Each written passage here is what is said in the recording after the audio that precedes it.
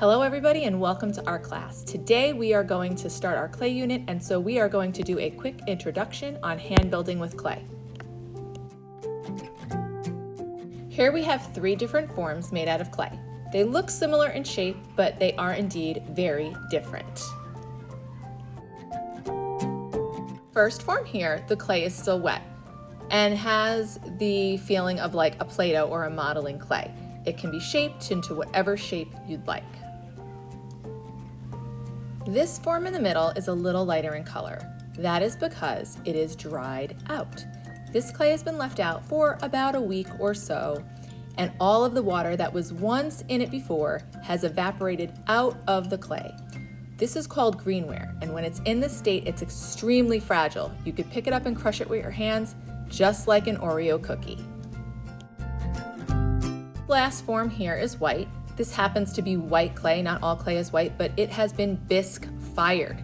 That means that it has gone into a kiln, which is like an oven that is used only for clay or glass, and it has gone to a very high temperature, and now it is hard, similar to a plate you would find in your cupboard. Let's get started. Hand building. We have our tools here, and we're gonna just move those to the side for now. We don't need them yet. And then I'm gonna pick up my piece of brand new clay. I'm gonna take a piece off, and I'm gonna squeeze it gently into a larger kind of ball-shaped lump, and then I'm gonna roll it between my hands like this to smooth out the ball of clay, or roll it on my table or on the mat in a circle with my fingers closed. We are starting with our pinch and pull method.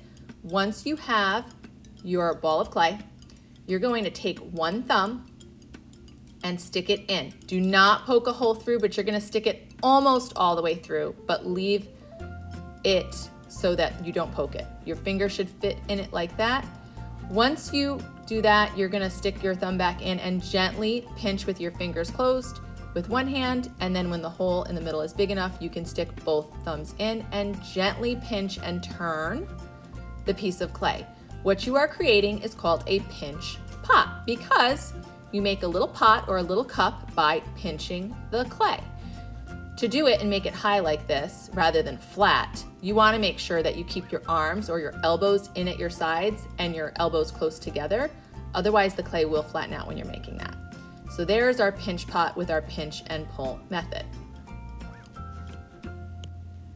Our next technique after our pinch and pull technique is slab. For slab, you take a relatively flat piece of clay that's thicker than you would want it, and you take a roller and you flatten it out.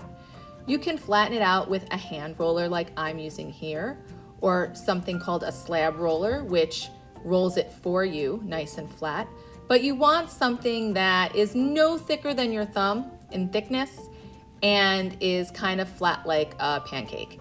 Even thickness throughout, and kind of flat like a pancake. This piece over here that I'm grabbing would be way too thick for a slab. When we look at them side by side, we can see there's a big difference. So that is your slab technique, and we'll put that aside for now. Our last hand building technique is coil. We're gonna rip off a piece of clay and we're going to roll a coil. Think of a snake, right? How snakes coil up. You're not gonna wanna spread out your fingers when you're rolling this. You're gonna wanna go fingertip to palm, gently and even pressure. If you try to press too hard, it's gonna get flat and kind of lumpy. So you go fingertip to palm, gently, and you can see I've switched to 2 hands. As your coil gets longer, you can move your hands around, but you wanna make sure that your fingers are closed.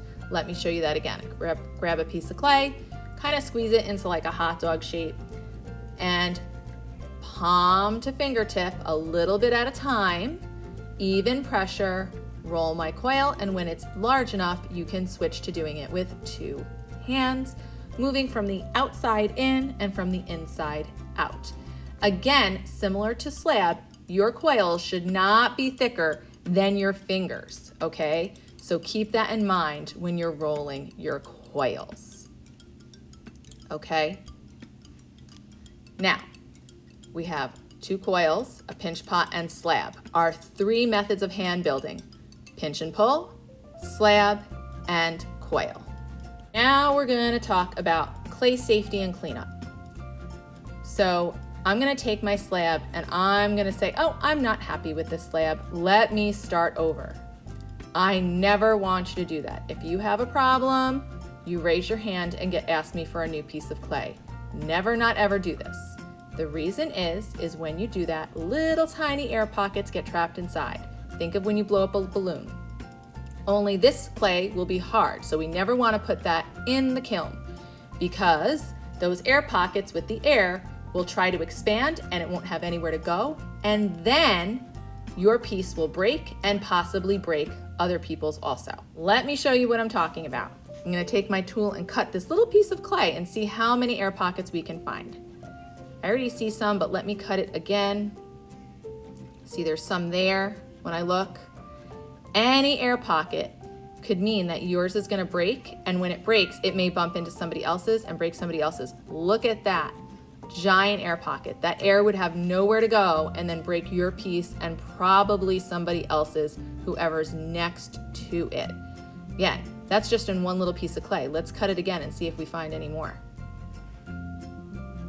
So there's another one right there. So you can see just in this little piece of clay, by crumbling up that slab, we had a lot of air pockets. So you would take that clay that you weren't using anymore, give it to me, and get a new piece. So never, never, never, not ever crumple up your piece and start over. Just ask for new. We're gonna clean up. We're gonna take all of our tools and put them in the appropriate place. We don't wanna rinse them off in the sink because then the clay would go in our drain and possibly clog it.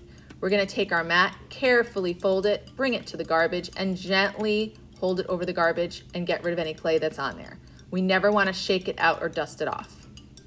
One last thing about clay safety: when you're cleaning up, you definitely want to use a wet sponge or rag to clean your surface to get all that clay dust off. You don't want to dust it off with a duster or your hands so it can get into the air where you can breathe it in or get it into your eyes. Have a great day, everyone, and have fun creating with clay.